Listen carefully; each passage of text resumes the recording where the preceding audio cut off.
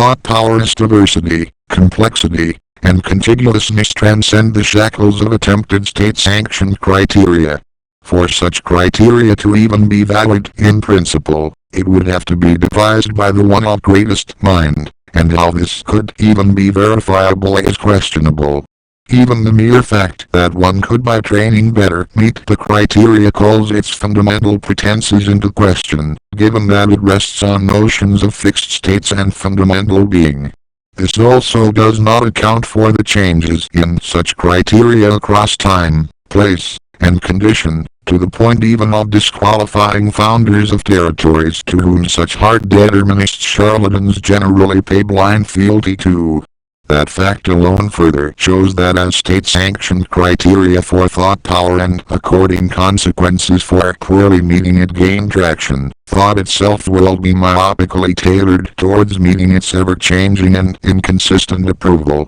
even if only out of pressure, especially given that the original purpose of such criteria is measuring for potential ability of the subject to generate some sort of resources or productivity for a territory of the blight just, and this in turn becomes what thought power supposedly is. In addition to the waste this lays to thought power as such, it is self-defeating, as collective territorial thought grows less capable of being able to engage with reality in any way, except as instructed or allowed.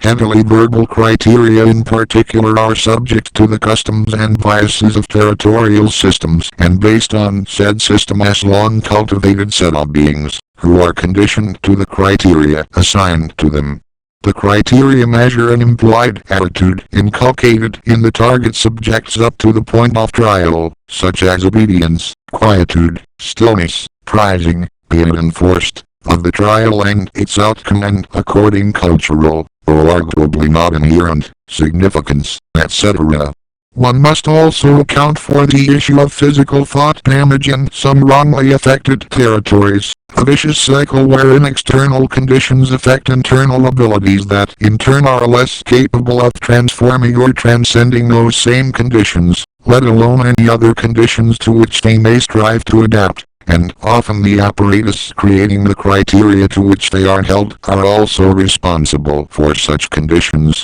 Moreover, this motivates many who are able and willing to leave the territory affected by this issue because of it, leaving the territory to those who blamelessly are not. Therefore, all the aforementioned criteria are self-serving and self-reinforcing. In the first place, thought power or at least the capacity thereof is gathered information, and the tentacles of tyranny often obliterate opportunity for this and use the outcome as justification for extant prejudice and pathetically cruel treatment. In essence, the blight just knowingly sets the terms for a game that is circumstantially rigged, and sows further division among beings both within themselves and with each other by creating systems of envy and ego-based suffering that prize the prestige of a contrived outward result rather than the truth procedure, right or not, that lead to it. In the first place, the luxury of finding requisite training for state-sanctioned thought power criteria in any advanced level tends to come after the struggle for basic survival, if indeed the being in question must face such a struggle, which certain cycles of adversity prohibit, and indeed, the set of general circumstances for an area may help cultivate a particular kind of thought power that imperial tentacles fail to sense, to the detriment of all. Circumstances depend heavily on public investments, certainly of the sort that is measured in widely recognized and indeed imposed classical systems of history, and this includes money from industry and private groups. This is an implicit indictment of the contemporary system that concentrates resources in small, consolidated places. But we can see a possibly willful historical amnesia in the blight just attributing to some sets of beings qualities they once denied to those same beings, or vice versa, based on the outward results of the times, failing to note external circumstances. Role in yielding such results. Sometimes this even leads to a kind of faux impartial fetishism that can deny its own bias by at different points elevating different sets of beings above the thinker as own, while still seeking to subjugate yet other sets for want of soul health. That which has driven beings forward is not necessarily the best or only inventions or information, but merely that which has become available,